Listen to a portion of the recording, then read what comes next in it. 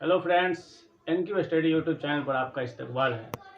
मैं आपका दोस्त अबरार शफीउल्ला। अभी आज हम जो वीडियो में हाजिर हुए हैं, ये वीडियो है सहायक उर्दू अनुवादक यानी मुआविन उर्दू मुतरजिम की जो बहाली अभी आने वाली है। लगातार बहाली हो रही है। अभी 715 लोगों की लिस्ट आई, फिर 130 लोगों की अभी बाकी है। उसके बाद जो नई बहाली आने वाली है उसकी हम तैयारी कैसे करें और उसके लिए सिलेबस क्या क्या होंगे, क्योंकि मैंने खुद इस एग्ज़ाम को पास किया। मैंने पीटी पास किया, मेंस पास किया और अल्हम्दुलिल्लाह बिहार सरकार में मुआविन उर्दू मुतरजिम के ओहदे पर मैं बहाल हो चुका हूँ। तो मैंने सोचा कि हम हमारे जो बाद वाले लोग हैं जो इस एग्ज़ाम को पास करना चाहते हैं, उनके साथ बहुत सारी कन्फ्यूज़न है कि हम कैसे तैयारी करें, कहाँ से तैयारी करें, क्या क्या सिलेबस होगा। तो पिछले एग्ज़ाम का जो पैटर्न था उसी के अकॉर्डिंग हमारे सिलेबस पर बात करेंगे। सबसे पहले तो हम बात करेंगे कि ये बहाली है कैसी। तो ये बहाली उर्दू निदेशालय के ज़रिए कर्मी को बहाल किया जाता है। कहाँ? ब्लॉक ऑफिस में, ज़िला कलेक्ट्रेट में, इसी तरह अंचल कार्यालय में। इन सब जगहों पे उर्दू मुतरजमीन की बहाली की जाती है। उनका काम होता है कि वह उर्दू के संबंधित सारे काम लिए जाते हैं उनसे। उसके अलावा आप अगर लोग काम नहीं है उर्दू का, तो आपके जो ऑफिसर होंगे उनकी मर्ज़ी होती है, वो अगर अलग से कुछ काम लेना चाहे तो ले सकते हैं। तो आइए हम बात करते हैं कि अभी 3306 ओहदे पर बिहार सरकार ने, पहले इसके 1659 जो है ना ओहदे थे, अब इसको बिहार सरकार ने बढ़ा करके 3306 कर दिया। और तकरीबन उसमें हमारी जो तादाद है, जो हम लोग बिहार सरकार के अंदर में जो काम कर रहे हैं, तो 1000 से ज़्यादा नहीं होगी। तो आप 2000 प्लस मान करके चलिए कि बहाली नई बहाली आने वाली है। तो आपको उससे मतलब नहीं है कितने लोग फॉर्म भरेंगे, कितनी बहाली आएंगी। आपको ये सोचना है कि हमारा एक सीट कन्फर्म हो जाए। और मैंने भी यही सोच करके पढ़ा और यही सोच करके तैयारी की और अल्हम्दुलिल्लाह मैंने ये एग्ज़ाम पास किया और आज बिहार गवर्नमेंट में सहायक उर्दू अनुवादक के पद पर बहाल हूँ। तो आइए हम बात करते हैं कि इसका पे स्केल क्या होता है, इसमें आप किस तरह से आप जा सकते हैं। तो पे स्केल बहुत अच्छा लेवल 5 है। लेवल 5 पे आप बहाल होइएगा और लेवल 5 की अभी सैलरी आपको पता है, लेवल 5 के हिसाब से आप निकाल लीजिएगा। तो ये आपकी जिम्मेदारी बनती है और हम सब की जिम्मेदारी बनती है, उर्दू वालों की जिम्मेदारी बनती है कि इस पोस्ट के लिए तैयारी करें, यहाँ पर बहाल हो। बिहार सरकार हमें मौका दे रही है, क्योंकि बहुत सारी हुकूमतें ऐसा मौका नहीं देती है। लेकिन इसके लिए एलिजिबिलिटी जो है, आप किसी भी बोर्ड से, मान्यता प्राप्त बोर्ड जिसको हुकूमत तस्लीम करती है, आप उस बोर्ड से इंटरमीडिएट किए हों। अगर आप बिहार एजुकेशन बोर्ड जो है, जो मैट्रिक इंटर करते हैं, तो उसमें आपको इंटरमीडिएट में एक सब्जेक्ट उर्दू होना चाहिए और वो पूरे 100 मार्क्स का होना चाहिए और उसमें आपका पासिंग मार्क्स आना चाहिए जो आपका होता है। जो लोग का इंटरमीडिएट में अगर 50 मार्क्स के उर्दू लिए होंगे, वो इस बहाली के लिए एलिजिबल नहीं है। इसी तरह आप मदरसा एजुकेशन बोर्ड जो है, बिहार मदरसा एजुकेशन बोर्ड, उससे आप मौलवी किए हों। फ़ौकानिया और मौलवी, ज़्यादा ज़रूरत नहीं है कि हम बीए उर्दू ये सब करने की ज़रूरत नहीं है। आप फ़ौकानिया और मौलवी किए हो, आपकी उम्र कम से कम 18 साल और जनरल वालों के लिए ज़्यादा से ज़्यादा 37 साल, बस इतनी एज है, इस बीच में आपकी उम्र है, तो आप इस बहाली के लिए एलिजिबल है और इस बहाली की आप तैयारी कीजिए। और अब हम बात करेंगे इसका सिलेबस कैसे कैसे होता है। तो इसका एग्ज़ाम दो तरह से दो एग्ज़ाम होता है, पहला पीटी, दूसरा मेंस। पीटी में सीट से 5 गुना कैंडिडेट को सिलेक्ट किया जाता है और फिर उनका मेंस का एग्जाम लिया जाता है। अब हम बात करेंगे कि इसका सिलेबस क्या क्या होता है। आप आजकल लोग यूट्यूब पे बहुत लोग मिल जाएंगे, बहुत तरह की बात करते हैं। मैं देख रहा हूँ कि अभी लोग डायरेक्ट जो है ना तर्जुमा करा रहे हैं, बड़े बड़े इक़्तिबासात को लेकर के यूट्यूब पे आ जा रहे हैं, लाइव क्लास वीडियो, ये सब पे आपको ध्यान देने की ज़रूरत नहीं है, क्योंकि मैंने खुद इस एग्ज़ाम को पास किया और मैं इंशाल्लाह एनक्यू स्टडी यूट्यूब पर इस जो है एग्ज़ाम की तैयारी की जिम्मा लेता हूँ। आप मेरे साथ जुड़े रहें, चैनल को सब्सक्राइब करें, लाइक करें और आपका कोई भी इश्काल हो तो आप उसे कमेंट करें। ऐसे आप मुकम्मल वीडियो देखिए। इस वीडियो को देखने के बाद आपका सारा कन्फ्यूजन दूर हो जाएगा, किसी तरह की कोई कन्फ्यूजन बहाली के मुतालिक बाकी नहीं रहेगी और अगले वीडियो से हम लोग बाकायदा क्लास की शुरुआत करने वाले हैं। तो आइए अब हम सिलेबस पे बात करते हैं। होता यही है कि हम ज़ख़ीरा ज़्यादा जमा कर लेते हैं, हमें पढ़ना क्या होता है यही हम भूल जाते हैं। कितने चीज़ें है, किताबें तो हम लाला करके जमा कर लेते हैं। मार्केट में आ जाएगी ये गाइड, वो गाइड, इस बहाली, ये बहाली, वो बहाली, इसको इसकी तैयारी कर ले, वो पढ़ ले। लेकिन हमें क्या पढ़ने से ज़्यादा ये जानना इम्पोर्टेंट होता है क्या नहीं पढ़ना है। तो आइए हम बहाली के मुतालिक बात करते हैं कि इसका सिलेबस क्या होगा। तो पहले एग्जाम 2 होगा।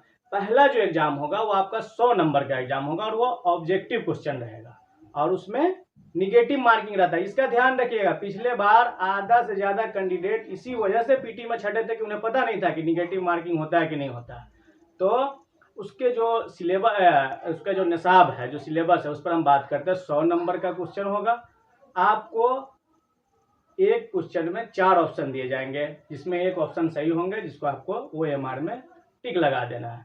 अब हम बात करते हैं, तो सबसे पहला जो सिलेबस पे बात है वो उर्दू ग्रामर। उर्दू ग्रामर, आप ग्रामर में कौन सा पोर्शन, उर्दू ग्रामर तो बहुत बड़ा है, तो आप बेसिक उर्दू ग्रामर जो है, जिसमें आप नॉर्मल चीज़ें हैं उनको याद कर सकते हैं। जैसे क्या बोलते हैं, फेल, फाइल, मफूल, लफ्ज़, मुबालगा, ये सब चीज़ें जो है, अफ़आल, कलिमा, इन सब चीज़ों को, जो बेसिक चीज़ है जिसकी हम पूरी क्लास वाइज तैयारी कराएंगे, तो उर्दू ग्रामर। उसके बाद जो है वाहिद और जमा से कुछ सवाल रहते हैं। कुछ वाहिद दिए रहते हैं, उनका जमा बनाना रहता है, और कुछ जमा दिए रहते हैं जिनको वाहिद बनाना रहता है। इस तरह तज़कीर तानीस, कुछ वर्ड ऐसे रहेंगे जिनसे आपसे पूछ दिया जाए कि इसका जिन्स बताइए, मुज़क्कर है तो मुअन्नस, कौन सा वर्ड है, मुज़क्कर है या मुअन्नस है। ये जैसे मान लिया हवा, ये इसकी जिन्स क्या है, ये वर्ड मुज़क्कर है या मुअन्नस, इस तरह के अल्फाज पूछे जाएंगे।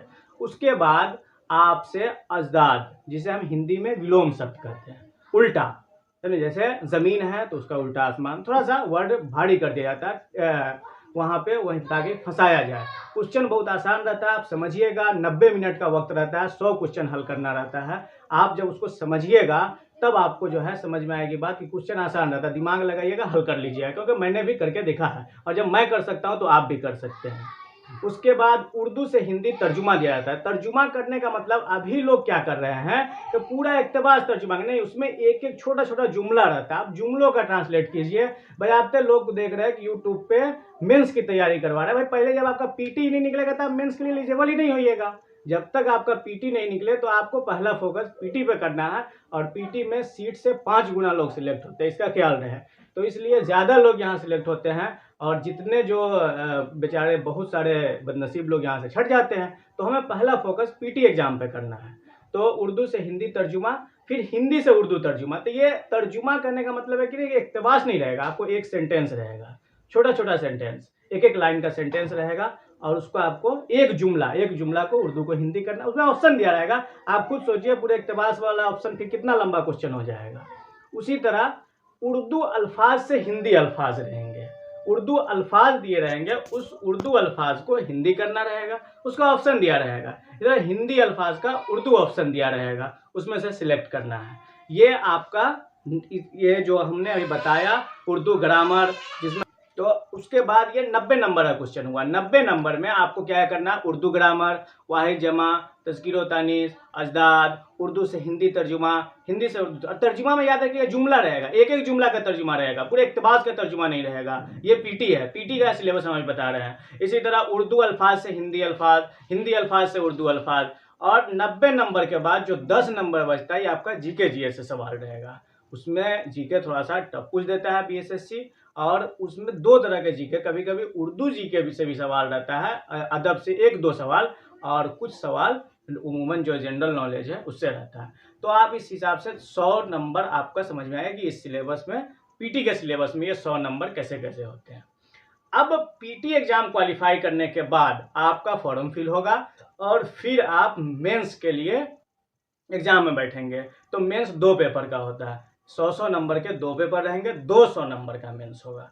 और मेंस जो होगा वो ऑब्जेक्टिव नहीं होगा, सब्जेक्टिव होगा। आपको बाकायदा कॉपी दिया जाएगा, उसी में कभी कभी ऐसा पिछले बार हम लोग के साथ हुआ था कि क्वेश्चन में ही सवाल लिखना था, और फिर वो क्वेश्चन जमा होगा। पीटी के भी क्वेश्चन जमा हो जाते हैं। अभी जो यूट्यूब पे जो लेकर के आ रहे कि पिछले क्वेश्चन, तो जिनको याद है 5-4 साल पहले एग्जाम हुआ था, आधे लोग तो क्वेश्चन भूल गए हुए हैं, और अभी नॉर्मल कोई भी जुमला उठा करके यूट्यूब वाले व्यूज बढ़ाने के लिए आपको दे दे रहे हैं, और आप लोग उसी के पीछे ये है। तो आपको कहीं जाने की जरूरत नहीं है, आप सिर्फ और सिर्फ एनक्यू स्टडी पर जुड़िए। हम आपको जो भी बात करेंगे ऑथेंटिक और एकदम सटीक जानकारी देंगे।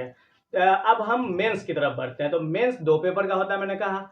अब इसका जो एक पोर्शन है वह पूरा का पूरा ग्रामर से मुत्तसिल है, और दूसरा जो पेपर है, पेपर 2, जो पहले 3-3 घंटा का, एक ही दिन में 2 एग्जाम होगा, वो एग्ज़ाम 90 मिनट का होगा, ये एक पेपर 3 घंटा का होगा। एक दिन में 6 घंटा आपका एग्ज़ाम लिया जाएगा। पहले पेपर 1 में उर्दू ग्रामर, दूसरा जो है उर्दू ग्रामर, फिर वही सब चीज़ें आएंगी, वाहिद जमा, तज़कीर तानीस, अजदाद, उसके बाद जो बेसिक जितने इसमें थोड़ा सा ग्रामर टफ पूछ दिया जाता है, कि जैसे क्या बोलते हैं कि आपको पूरे ग्रामर को पढ़ना पड़ेगा। उसकी तैयारी की जिम्मा मेरी है, इंशाल्लाह मैं तैयारी कराऊंगा। उसके बाद तलखीस, कोई इबारत दी रहेगी उसकी तलखीस करनी होगी। तलखीस भी आपको कैसे किया जाता है इसकी भी वीडियो इनक्यू स्टडी पर ही मिलेगी, आपको कहीं जाने की ज़रूरत नहीं है। उसके बाद जो रहता है वो मजमून नवेसी रहता है। कोई छोटा सा टॉपिक दिया रहा है, छोटा नहीं किसी भी तरह का टॉपिक दिया जा सकता है। पिछले बार मिर्ज़ा गालिब दिया हुआ था, आपको ऑप्शन रहेगा, या तो मजमून लिखिए या दरखास्त लिखिए। कोई एक दरखास्त लिखनी रहेगी या मजमून लिखनी रहेगी, आपके ऊपर है, आप जो लिखें। ये 100 नंबर का सवाल रहेगा, जिसमें ग्रामर से ज़्यादा सवाल रहेगा। पूरे उर्दू ग्रामर को इसमें ले लिया जाता है। आपको ग्रामर की तैयारी अच्छी करनी पड़ेगी। उसके बाद तलखीस नवेसी, उसके बाद मजमून नवेसी या दरखास्त नवेसी, दोनों में से एक। तो ये 100 नंबर के सवाल हो गए। आपको 200 नंबर में से दोनों पेपर स्ट्रांग होना चाहिए। आप ये सोचिएगा कि हम सिर्फ एक पेपर की बदौलत इस एग्जाम को पास कर लें, तो ये मुमकिन नहीं है दोस्त। आपको दोनों पेपर की तैयारी करनी होगी। बहुत सारे लोग इसी वजह से छटे हैं जो अब, क्योंकि उन्होंने पेपर 1 बहुत अच्छा किया था, किसी ने कहा कि हम 90+ स्कोर करके आए हैं, लेकिन दूसरा जो पेपर था वो मदारिस के स्टूडेंट के लिए टफ पड़ता है, और पहला जो पेपर है वह स्कूल वालों के लिए टफ पड़ता है।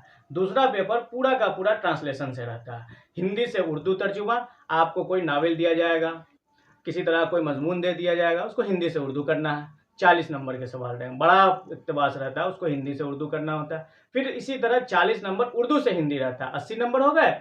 और उर्दू से हिंदी में भी कोई नावल है, कोई मजमून है, कोई मज़ाहिया मजमून दे दिया जाएगा, किसी भी तरह कोई एक इक़्तिबास बड़ा सा उठा करके, कोई अफसाना दे दिया जाएगा, कोई अफसानचा में से दे दिया जाएगा। पूरा का पूरा तो नहीं दिया जाएगा, कहीं से उठा करके दे दिया जाएगा। लंबा चौड़ा इक़्तिबास दिया जाता है, इसको ट्रांसलेट करना होता है। ये 40 नंबर हिंदी से उर्दू और 40 नंबर उर्दू से हिंदी। इसी तरह फिर अंग्रेजी से उर्दू रहता है। अब लोग क्या कर रहे हैं कि उर्दू को अंग्रेजी पढ़ा रहे हैं, नहीं, उर्दू से अंग्रेजी नहीं पढ़ना, अंग्रेजी ट्रांसलेट रहता है आपको।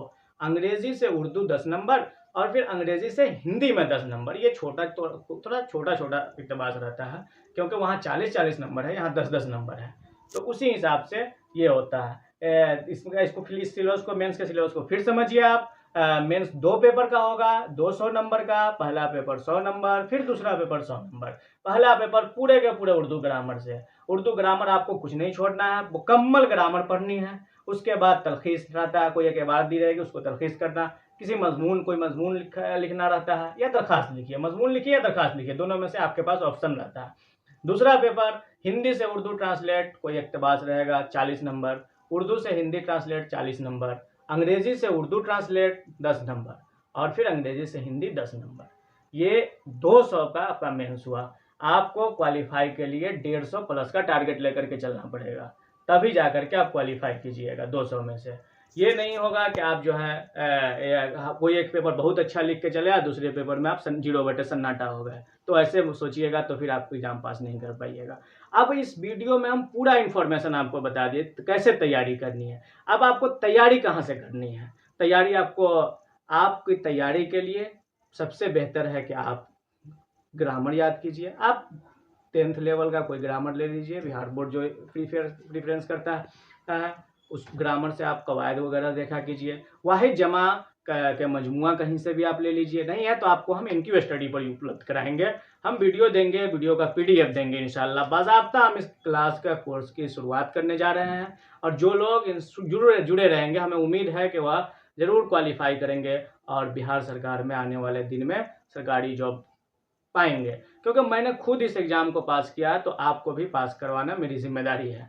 अब आप एक बार तलखीस समझ लीजिए कि पहले आपका PT होगा, तो इसलिए जो लोग मेंस का बड़ा इक़्तिबास लेकर के आ रहे हैं, मेंस के क्वेश्चन को कर रहे हैं, उस पर अभी जाने की ज़रूरत नहीं है। आपको उर्दू ग्रामर पढ़नी है। उर्दू ग्रामर आपका PT में भी रहता है, इसलिए आपको PT का सिलेबस का हिस्सा है, तो आपको सिलेबस के अकॉर्डिंग पढ़िए। आप बगैर आउट ऑफ सिलेबस जाने की ज़रूरत नहीं है। आप उर्दू ग्रामर को पढ़िए, वाहिद जमा याद कीजिए, तज़किर व तानीस पे ध्यान दीजिए, अज़दाद याद कीजिए। इस तरह उर्दू के अल्फाज का हिंदी अल्फाज देखिए, हिंदी के अल्फाज को उर्दू अल्फाज, चलते फिरते जो अल्फाज आपको मिले उसको देखिए कि इसको उर्दू में क्या कहते हैं, हिंदी में क्या कहते हैं। आप एक डायरी बनाइए, धीरे धीरे अल्फाज को नोट कीजिए, चलते फिरते जो अल्फाज आपको आ रहे हैं पढ़िए। आप न्यूज़पेपर पढ़िए, न्यूज़पेपर में जो अल्फाज आपको नहीं समझ में आए, उर्दू न्यूज़पेपर भी पढ़िए, हिंदी न्यूज़पेपर भी पढ़िए, और सारे अल्फाज का उर्दू से हिंदी, हिंदी से उर्दू कोशिश कीजिए। कोई एक अच्छी सी डिक्शनरी अगर आपको मिली है तो लीजिए।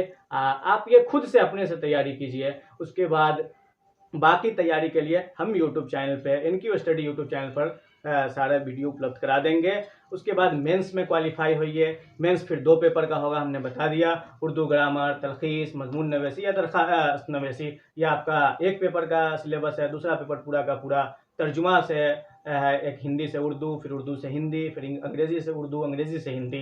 तो इस तरह से आपको एग्ज़ाम की तैयारी करनी है। आप पूरे वीडियो को अच्छे से देखे हैं, इसके लिए बहुत शुक्रिया। और फिर आप हमारे इस चैनल को सब्सक्राइब कीजिए, सब्सक्राइब ज़रूर कीजिए, लाइक कीजिए, और फिर दूसरे लोगों तक शेयर कीजिए इसका लिंक, ताकि उन तक भी ये वीडियो समझ में आ जाए। और अगर किसी तरह कोई सवाल है तो मेरा नंबर है स्क्रीन पर, आप यहाँ से हमें मैसेज कर सकते हैं, हम आपका जवाब इंशाल्लाह ज़रूर देंगे। जुड़े रहिए। चलिए फिर मिलते हैं। अस्सलामु अलैकुम वरहमतुल्लाहि वबरकातुहू।